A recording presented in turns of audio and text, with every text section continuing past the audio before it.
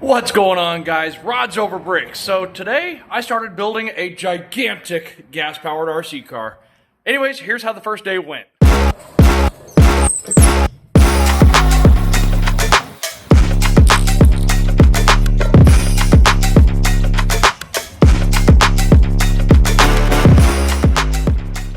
So obviously we started with a Razor 350 quad. I guess that's 350 watts the motor put out. Anyways, the batteries were no good. I didn't have a charger for it. And for something like this, I want gas power.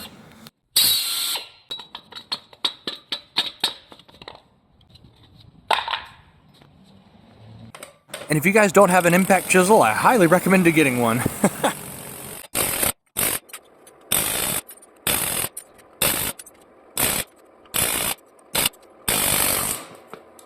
Alright, so now with the wheel off, we can go ahead and get the sprocket off and start getting the whole chain drive set up and ready. So I do have the sprocket here from a previous project, and it just happened to fit right around the index of the little hub here.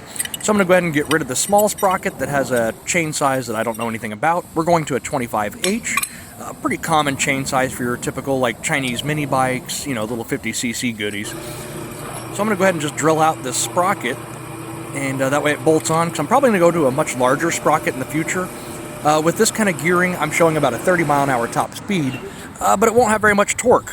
So I'd like to increase the sprocket size to like a 90-tooth or something, but at least we got it nice and straight. So up next is trying to figure out where the motor's going to go. And being that I'm using a weed eater motor, I'd really like to keep the centrifugal clutch. So I got to make a little like square drive thing, which I've made in a previous video, and I started making another gigantic RC car, but that one just, I had to re-engineer a whole suspension and too much money involved. So this little kids quad already kind of had everything worked out for me as far as the swing arm and the steering and the tires. So anyways, we got this whole bearing drive assembly, and I'm just going to weld a nice big plate to the steel, and that way you can change out the weed eater motor in the future if you ever needed to. Now it's time to bust out old Sparky.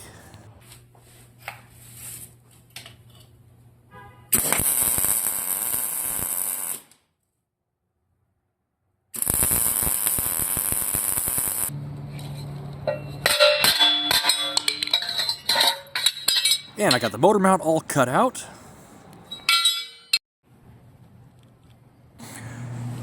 So on the motor mount, we've got to cut out a hole for the bearing drive to fit through. I might put it here. I might put it just a little bit lower depending on the swing arm. That way the chain lines up just like this and it makes a loop to the back axle.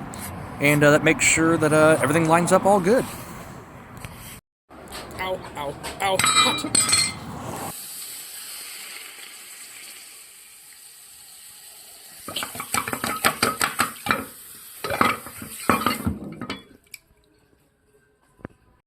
And the weed eater motor just slides right onto this post.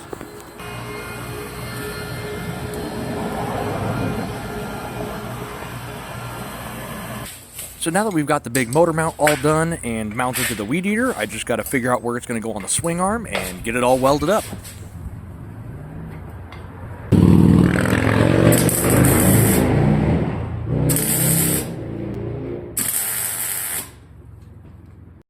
And everything just happened to fit perfectly. We got enough clearance between the gas tank and the tire. The disc brake is still fully usable. And just got to figure out where to put the spring back. That way it still retains its rear suspension. And yeah, somehow my math didn't add up and we lost an inch somewhere. Alright, so now with the sprocket moved to the right width, I got to figure out a chain tensioner, which happens to be perfect coming from the original piece. It's got these little rollers and the springs, so I think I'm going to go ahead and just reuse some of this stuff and get it all welded up on here. Now you might want to make sure that your chain tensioner is on the bottom, not the top, because when you're going forward, that top part of the chain is being pulled taut, so you want the slacked side to have the tensioner.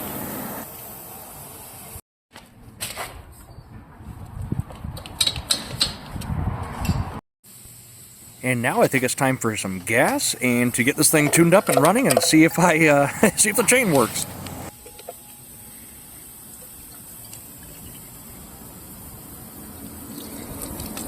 Oh crap. Oh boy.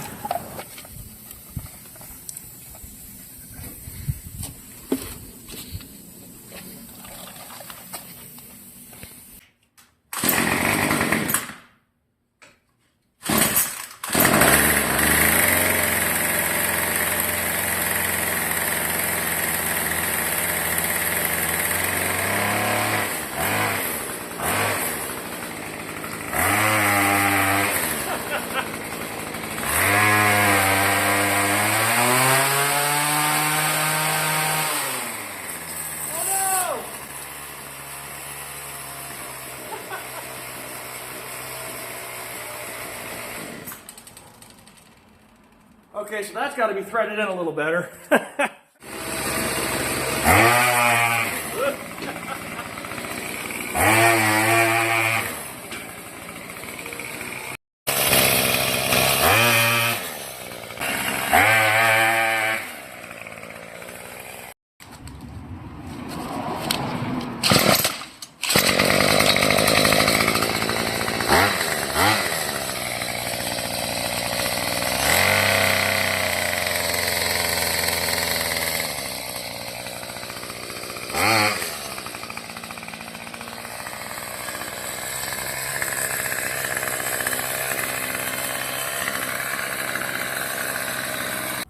I mean, just check out how freaking huge this thing is.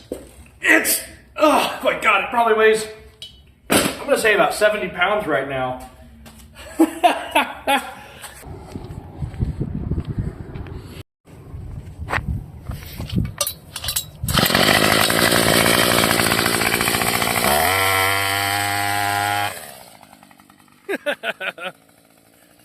That's ridiculous.